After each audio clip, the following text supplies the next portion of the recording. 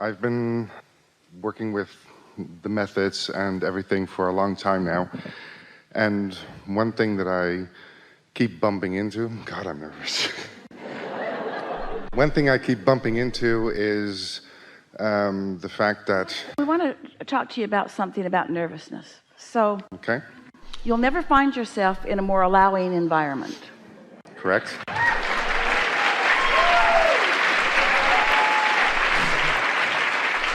And most of what nervousness is about is having something that you want to clarify and trying to find mutuality with anybody else that might be listening in. And you just got to give that up because nobody's right where you are. And so you just got to selfishly go for what you're going for and expect that you're going to get it. And once you start getting the hang of that, you won't find nervousness. Nervousness is about you wondering about what somebody else thinks. So even though you've come to trust us because you know if we beat you up, it's all in fun. And we have never beat up anybody that didn't want it and who couldn't take it.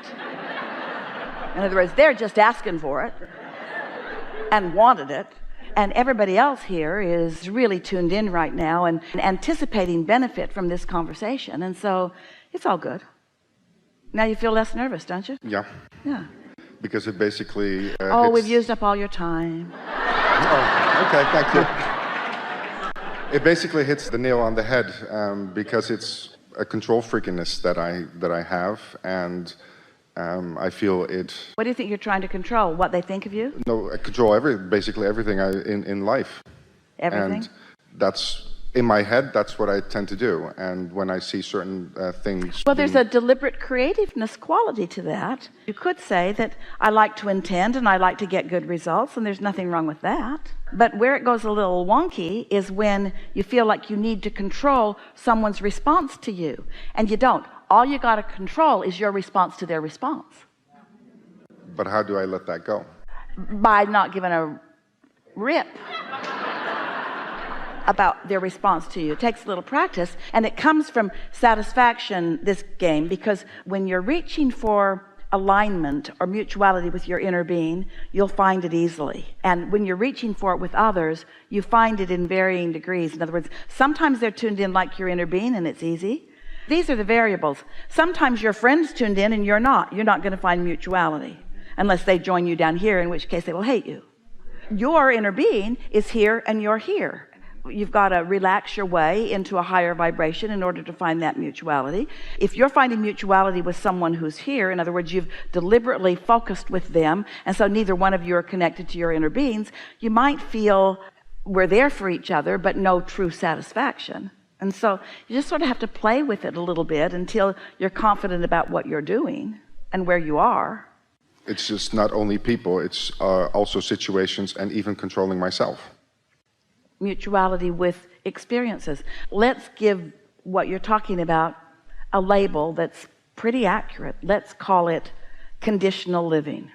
This conversation is about turning thoughts to things, and conditional living is only looking at what's already been turned into a thing, living my life, taking those things, experiences, situations, relationships, piles of money, blah, blah, blah, all that manifested stuff, and putting it in piles of good and bad and right and wrong and wanted and unwanted, and trying to control that, as compared to understanding that I'm a vibrational being who wants to control, we'll use the word control because it applies, wants to control my vibrational output. Because when I control my vibrational output, I then control the vibrational input that law of attraction delivers back to me in response to my output. Because I get what I think about whether I want it or not. Conditional living, conditional life, is looking at all the conditions and trying to evaluate through a lot of hard work and effort what's right, what's wrong, and then trying to control the wrong ones and make it more right so that I can just be lazy in my thinking, so I can just be a sloppy thinker. Because right now, if I'm a conditional creator, when I see something that I think is a good thing, I feel great. Good job, people of the world who are doing that. If you're enjoying this video and would like an in-depth understanding of Abraham Hicks' teachings, you can check out her life-changing audiobooks on Audible, which you can listen to for free, taking advantage of the 30-day free trial. You can gain access to it by registering for a free trial of Audible using the link in the description below. But if I see something I don't want and I feel bad job, segment of people of the world, you need to be different. Hey, other people of the world, want to join forces with me and help me make them be more like you? Oh yeah, because we're conditional. We'd all feel better if everything was just the way we want it to be. Only problem is you want different things. You came with different intentions. Your life has caused you to put different things in your vortex. That's not the path to happiness. That's the path to heavy lifting. That kind of control is hard. You want control of only one thing, your own vibrational output and its relationship to the true leverage of the universe, which will give you a feeling of invincibility and empowerment that gives you the energy that creates worlds that you can focus through you for your masterful creating.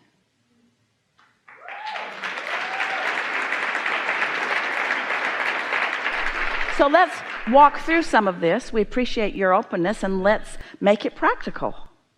Well, I had a long period of about a year and a half that I had some stuff going on in my apartment. I had some flooding. I had to leave my apartment. They had to store all my stuff.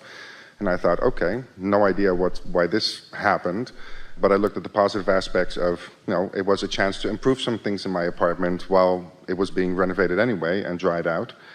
And then I have this perfect picture in my head of how I want my, a new bathroom, a new toilet, a new floor, and it didn't turn out how I thought it would turn out, and then I feel bad about it, and then that turns into what I call calorie binges.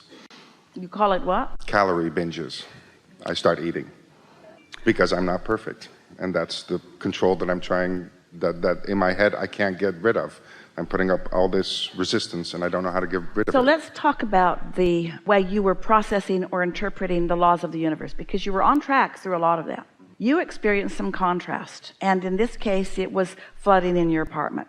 And you were wise to say, I don't know how it happened, I don't know why I'm part of this. We will say, because you're a creator wanting to gain control of your vibration regardless of conditions. Because trying to control things with conditions, or trying to control conditions so that you can feel a certain way, will lead you down a dead-end rabbit hole. That's not what you want. You want to understand that it's a vibrational thing, not a control thing, and it's a controlling of vibration and only yours, not a controlling of outcomes or anybody else's vibration, because you care about this and you want to know this and you want to master it, and your inner being knows you want that. You attracted a perfect experience in order to cause you to launch some rockets of desires. So you launched some rockets of desires, and you're telling us right here and now that you envisioned a different floor. What was it? What floor did you envision that you wanted, the improved floor? What was it? What was it? What was the floor that you wanted? What was the floor that you wanted? A different color than what I got. A different color of what? I don't get the question. Well, the question is, how clear were you about this floor? Not that clear. Not that clear. I want a different floor. Well, it's different. It is different. You see, things are always changing, but if your vibration doesn't change, then things just change to more of the same, because everything's always changing. Now we're just playing with you a little bit, but not that much. So what you wanted was a floor that wasn't flooded, first of all. What you wanted was something more substantial. You wanted infrastructure in your apartment that was more steady. Yes? Correct. And did you get that? Yes. So you got the essence of what you want, but you didn't necessarily get all of the details. And so we want to know from you, how much time did you spend thinking about those details? And here's the question that is going to help you give us the answer we want. This is an important thing to know. If you're on the satisfied side of this rather than the dissatisfied side of this, then one thing leads to another and leads to another, and you get lots of momentum, and the general intentions turn to details that the universe then provides, so that the people that are making decisions are being inspired by a force that they don't really understand, and it's just turning out really, really well for you, to the point that other people around you might be wondering how you ended up with that, because why are you more deserving than they are? And it's simply because you, from your state of satisfaction, were able to grow evolve, thoughts becoming more, into more detail that was not resistant in nature. But because you didn't really then know about satisfied and dissatisfied, you didn't stay completely on the satisfied side of the equation. How long did it take them to fix it all up? The first time, almost The 8 first months. time.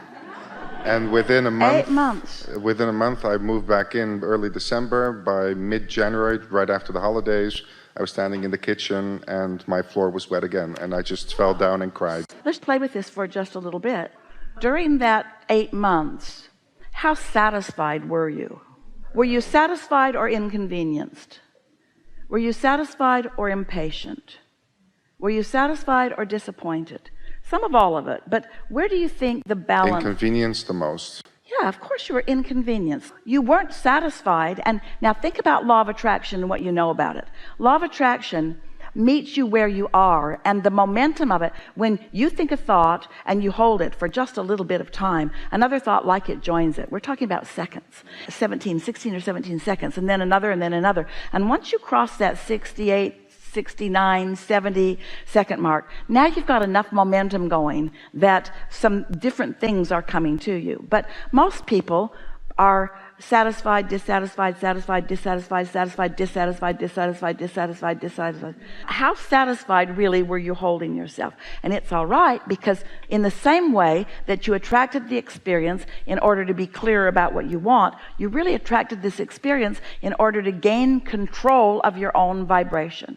And so now we're talking about this experience that was very vivid and very real, and we're showing you where you could have got control. You didn't know it then, you know it now, but you could have gotten some control, and you could have stayed more satisfied with a little bit of caring to be satisfied rather than dissatisfied, which is the for sure logical way that almost everybody on the planet would go. It is inconvenient to be out of your place, and it's inconvenient to have your place torn up, and it's inconvenient, and then you go down more and more. It's easy to go from inconvenience to they just don't care, to inconvenience to, well, if it was their floor, I bet they'd be harder after it, to inconvenience toward, why don't they get somebody in here that knows what they're doing?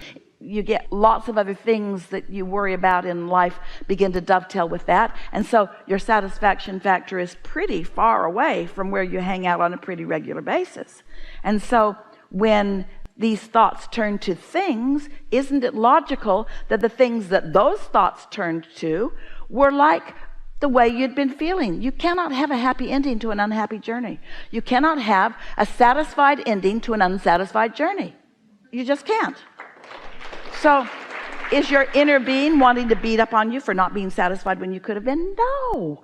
Your inner being knows that in every moment of dissatisfaction, you were putting more clarity into your vortex, way more clarity. And there will be a time of manifestation, not so far from now, when you will realize that all of the details that these experiences have caused you to focus into being are now a reality in your experience. But it is all dependent upon how satisfied you are as you're moving along, the bursting into real life.